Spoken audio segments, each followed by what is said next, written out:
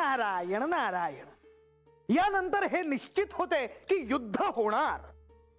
ज्याला विध्वंसाची इच्छाच असते त्याला काय सांगणार. असे म्हणतात की मनुष्याला जशी जगण्याची आकांक्षा असते तशी मृत्यूचीही आकांक्षा असते. मल्लासुराला मृत्यू खुणावत होता, परंतु त्याला हे स्वीकारायचे नव्हते. इथे देवसेनेत काय सुरू होते ते सांगतो, कारण तेही अत्यंत महत्वाचे आहे. श्री महादेवांनी श्री मार्तंड भैरवाचे रूप घेतले असले तरी स्वभाव मात्र तोच होता. सांब सदाशिव आहेत खंडोबा. आणि असे का असे आपण कोणीही विचारणार नाही, कारण आपण सर्वांनीच ते अनुभवले आहे. देवसेनेतही त्यांनी असाच प्रस्ताव ठेवला.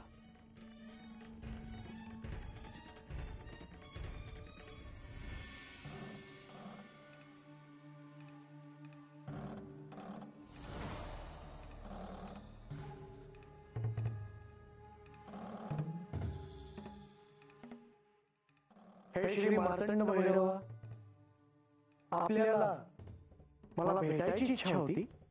होय माधवा, आणि त्याला एक विशेष कारण आहे. माधवा, मणी आणि मल्ल हे अहंकाराने ग्रस्त होऊन त्यांनी साऱ्या सृष्टीला वेठीस धरले आहे. आणि म्हणून त्यांना शासन करण्यासाठी मला हा अवतार धारण करावा लागलाय. हो, मणिमल्लांशी युद्ध करून देवांनी वेळोवेळी दैत्यांना कडक शासन केले आहे. वेळोवेळी त्यांचा पराभव देखील केला आहे. युद्धात दैत्य सेनेकडून अनेक योद्धे आले. त्यांनी त्यांचे पराक्रमही गाजवले, परंतु अखेर देवांकडून त्यांचा पराभव झाला. इतका की त्यात मणी दैत्याचा वध झाला. आता हे युद्ध देवांनी जिंकलेच आहे यात शंका नाही. होय, परंतु श्रीहरी, तुम्हाला या इथे मी बोलण्याचे एक विशेष कारण म्हणजे यापुढे तरी हे युद्ध होऊ नये असं मला वाटत आहे. मात्र स्वामी, अजूनही मल्लासुराचा वध काही झालेला नाही. आणि जोवर मल्लासुराचा वध होत नाही तोवर या त्रैलोक्याची सुटका कशी होणार त्याच्या त्रासापासून. मी श्री पार्वती देवीशी सहमत आहे. मल्लासुराला त्याच्या कृत्याचे शासन होणे आवश्यक आहे. मला असं वाटतं की श्री मार्तंड भैरवांच्या मनात नेमकं काय आहे ते आधी जाणून घेऊ. हे श्री मार्तंड भैरवा, आपल्या मनात आहे तरी काय? ह्या क्षणी तरी माझ्या मनात हेच आहे की हे युद्ध होऊ नये. या युद्धात दैत्य सेनेला पराभवाला सामोरं जावे लागणार आहे ह्यात काहीच शंका नाही. परंतु माधवा, आतापर्यंत जे युद्ध झाले आहे त्यामध्ये मात्र अपरिमित हानी झाली आहे. आणि ह्यापुढेही तशी हानी होऊ नये म्हणूनच मला असे वाटत आहे की हे युद्ध होऊ नये. म्हणजे त्या मल्लासुराला क्षमा करायची, त्यांनी केलेले अन्याय आपण विसरून जायचे. तुम्ही क्षमाशील आहात स्वामी, म्हणून तुम्ही हा विचार करीत आहात. सत्य आहे, तुम्ही साक्षात श्री महादेव आहात, सांब सदाशिव आहात, कृपावत्सल आहात, म्हणून तुम्ही त्या दैत्यांना क्षमा करण्याचा विचार करता आहात श्री मार्तंड भैरवा. परंतु त्यांना हे कधीही कळणार नाही. देवी, एका अर्थी आपले म्हणणे खरे असेलही, परंतु श्री मार्तंड भैरवांचे यामागे प्रयोजन काय आहे हेही आपण समजून घ्यायला हवे. युद्ध हाच अंतिम पर्याय आहे असं मानणारा मी देखील नाही. युद्धाशिवाय पर्याय आहेतच. परंतु श्रीहरी, ते दैत्य हे समजणार नाही. पार्वती, शांत हो. पार्वती, आतापर्यंत जे युद्ध झाले आहे त्या युद्धामध्ये अपरिमित हानी झाली आहे. आणि म्हणून तशी हानी यापुढे होऊ नये म्हणूनच हे युद्ध नको असं मला वाटतंय. आणि माधवा, म्हणूनच यासाठी मला तुमच्यावर एक दायित्व सोपवायचे आहे. आपण सांगावे. तुम्ही मल्लासुराला जाऊन भेटावे आणि या युद्धातून त्याने माघार घ्यावी असे त्याला सांगावे. त्या मूळ दैत्याला हे कळलं असतं तर हा क्षण आला नसता. परंतु पार्वती, असं व्हायला नको की आपण त्यांना एक संधी दिली नाही. माधवा, तुम्ही मल्लासुराला भेटावे आणि या युद्धातून माघार घ्यावी असे त्याला सांगावे. त्या मल्लासुराला या त्रैलोक्याची सत्ता सोडण्यास तुम्ही सांगावे. निश्चितच हे त्यांच्यासाठी चांगलंच ठरेल. हे श्री मार्तंड भैरवा, मी दूत म्हणून हे कार्य पार पाडेन आणि या निमित्ताने या मल्हारी चरित्राशी माझं एक वेगळं नातं निर्माण होईल. माधवा, या मार्तंड भैरवाच्या चरित्राशी तुमचे एक निराळे नाते जोडले जाणार आहे ह्यात काहीच शंका नाही. देवांचे दूत प्रधान म्हणून हे कार्य करण्यास तुम्ही तत्पर आहात. तसेच या मार्तंड भैरवाच्या चरित्रात तुम्ही प्रधान म्हणून तुमचे हे नाते जोडले जाणार आहे.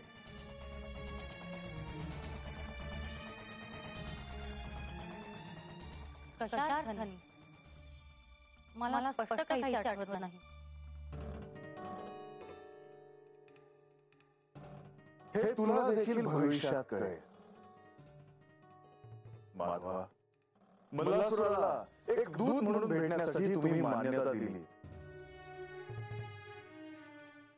त्यामुळे यापुढे सृष्टीची जी हानी होऊ शकते ती होऊ नये म्हणून एक संधी निर्माण होते. मी माझ्या परीने मल्लासुराचं मतपरिवर्तन करायचा निश्चितच प्रयत्न करेन. आशा आहे की त्याने या प्रस्तावाचा स्वीकार करावा. पण त्यांनी हा प्रस्ताव स्वीकार केला नाही तर पुढे घडणाऱ्या गोष्टींसाठी तो स्वतः कारणीभूत ठरेल.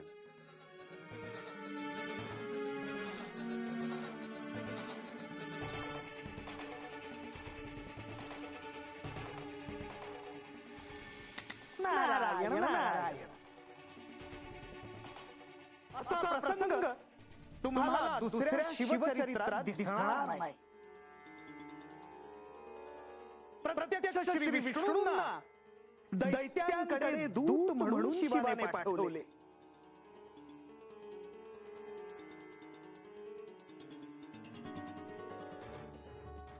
देवा, आपण दैत्यांसाठी हा क्षमाभाव का ठेवला? सांगतो. ह्या दैत्यांसाठी माझ्याकडून क्षमाभाव होता. कारण मल्लासूर हा सुरुवातीपासून विध्वंसक नव्हता.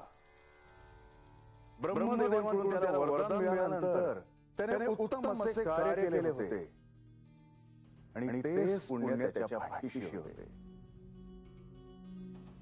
आणि दुसरी गोष्ट म्हणजे मल्लासुराबरोबर युद्ध केल्यानंतर फार मोठा संहार होणार होता आणि हा संहार मला थांबवण्याचा एक प्रयत्न देखील करायचा होता. आणि राहिला प्रश्न श्री विष्णूंना दूत म्हणून पाठवण्याचा. तर या सृष्टीसमोर जे कार्य येईल त्या कार्यासाठी त्रिमूर्ती सदैव तत्पर असतात. तेव्हा जे कार्य समोर येईल त्यासाठी आम्हाला सामोरे तर जावेच लागणार. होय ना माधवा? होय देवा. आणि यात भविष्यासाठी संदेशही आहे. सृष्टीच्या संकटापुढे कोणाचाही अहंकार मोठा नाही आणि सृष्टीचा विध्वंस होणार असेल तर युद्ध करत असताना शत्रूला क्षमा करून युद्ध थांबवण्याचा प्रयत्नही करायला हरकत नाही.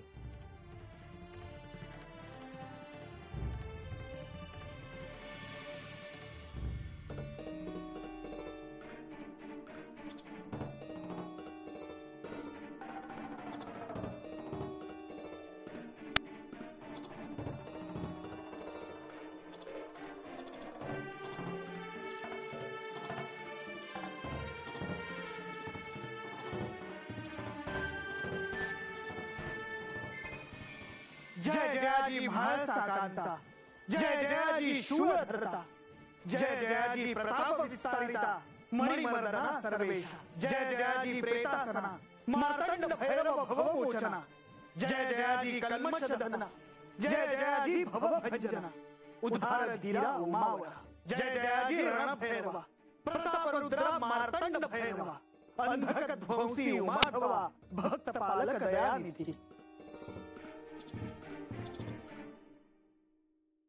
नारायण नारायण. त्रिदेव जरी तीन असले तरी त्यांच्या मागे तत्व मात्र एकच आहे आणि त्या तत्वाचा हाच हेतू आहे की या साऱ्या सृष्टीचं कल्याण व्हावं, ज्यासाठी त्रिदेव नेहमीच तत्पर असतात. आणि जेव्हा जेव्हा अधर्म वाढतो आणि धर्माच्या पुनरुत्थापनाची आवश्यकता भासते तेव्हा हे त्रिदेव भूतलावर अवतार धारण करतात. मणी आणि मल्ल यांच्या अत्याचारापासून सृष्टीचे संरक्षण व्हावे म्हणून श्री महादेवांनी श्री मार्तंड भैरवांचा अवतार धारण केला. परंतु ते सांब सदाशिव होते आहेत. या युद्धापासून होणारी हानी टाळण्यासाठी म्हणून त्यांनी श्री विष्णूंना दूत म्हणून जाण्यास सांगितले आणि माझे आराध्य मल्लासुराची भेट घेण्यासाठी निघाले. अर्थातच ही वार्ता लपून राहणं शक्य नव्हतं. सर्वदूर ही वार्ता पसरली. मल्लासुराच्या कानावरही ही वार्ता पोहोचली की प्रत्यक्ष श्री विष्णू दूत म्हणून त्याच्या राज्यात येत आहेत. मल्लासुर हा अत्यंत अहंकारी झाला होता. त्यामुळे या भीतीमागे नेमके काय प्रयोजन होते हे समजणे एवढी बुद्धी त्याच्या जवळ नव्हती. हो, त्याच्या अहंकारी मनात तेव्हा हाच विचार आला असणार की आता त्याचा युद्धात विजय झाला असेल आणि म्हणून शरणागती करण्यासाठी श्री विष्णू दूत म्हणून येत असते.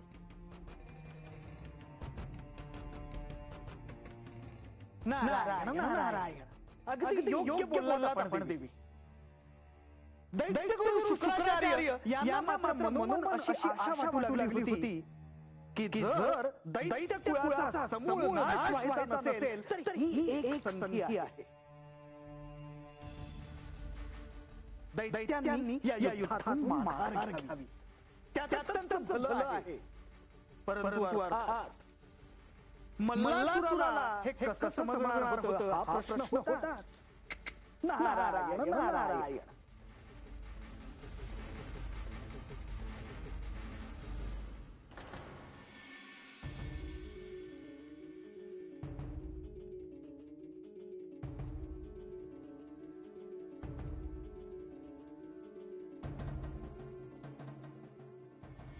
निर्णय तुम्ही घ्यायचा आहे. परंतु यावेळी आम्ही एक भविष्यवाणी करतो आहोत. जर मार्तंड भैरव या युद्धात प्रत्यक्षपणे उतरले तर भविष्यात दैत्यांचा फार मोठा सर्वनाश होईल आणि जे दैत्य जिवंत राहतील त्यांना कायमस्वरूपी पाताळात हरवावं लागेल. या भविष्यवाणीने मला जर त्या शिवाचं भय वाटत असेल असा जर तुमचा समज झाला असेल तर तो तुमचा भ्रम आहे.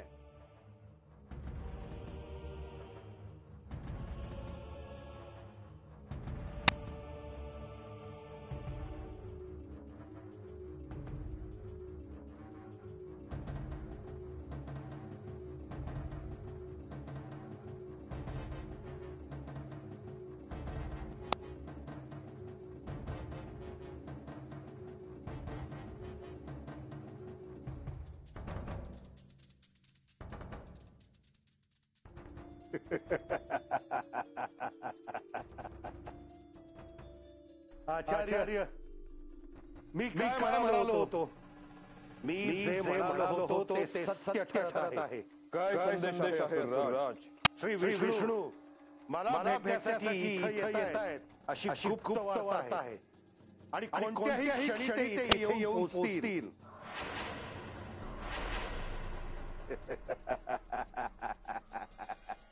ही शुभ वार्ता आहे. प्रत्यक्ष श्री विष्णू इथे येणार.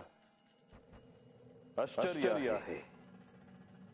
परंतु ज्या श्री विष्णू येत आहेत त्या अर्थी त्यामागे निश्चित काहीतरी कारण असणार. एकच कारण असणार. ते म्हणजे माझी विनवणी करायला येत आहेत. त्या शिवाला मी क्षमा करावी. हे युद्ध मी थांबवावं. मला देवसेना घाबरली आचार्य. काय सत्य आहे ते लवकरच कळेल सुरराज. तुर्तास त्यांच्या स्वागताची तयारी करायला हवी. या मल्हारपुरात श्री विष्णूंचे असे अभूतपूर्व स्वागत होईल की याआधी कधी झाले नसेल. आचार्य, या भेटीच्या वेळी आपणही थांबावं. म्हणजे आपल्या मनातल्या ज्या शंका असतील त्या दूर होतील.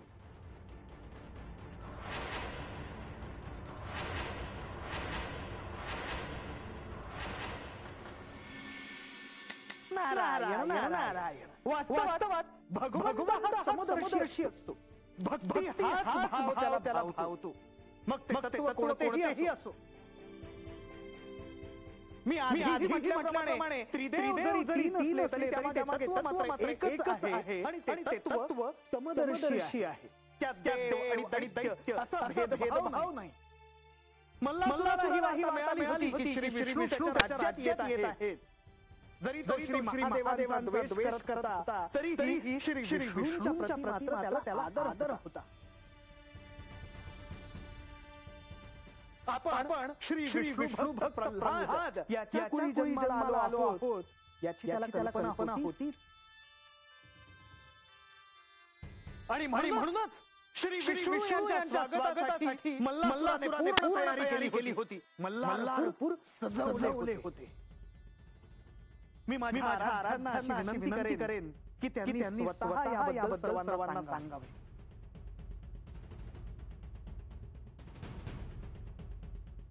मुनिवरांनी सांगितलं तसं मल्हाराला या गोष्टीची कल्पना होती की तो प्रल्हादाच्या कुळी जन्माला आला आहे.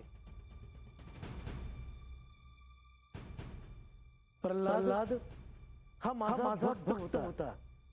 हिरण्यकश्यपूचा पुत्र होता. तो दैत्य जन्माला आला तरी तो माझी भक्ती करायचा.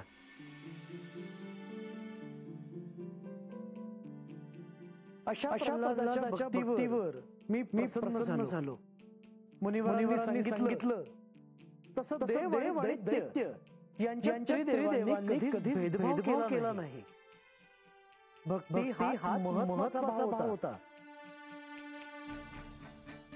जे प्रल्हादाने केलं त्याबद्दल साऱ्या दैत्याला अभिमान होता. तसाच अभिमान मल्हाराला देखील होता. म्हणून मी त्याच्या राज्यात येणार म्हणून त्याने सारे राज्य सजवले होते. राज्यात सर्वत्र रांगा घातल्या गेल्या फुलांच्या. निरनिराळ्या ठिकाणी सुगंधी अत्तरांचे कुंभ होते. ठिकठिकाणी पाकगृह होती. त्यात अत्यंत उत्तम असे पदार्थ तयार होत होते.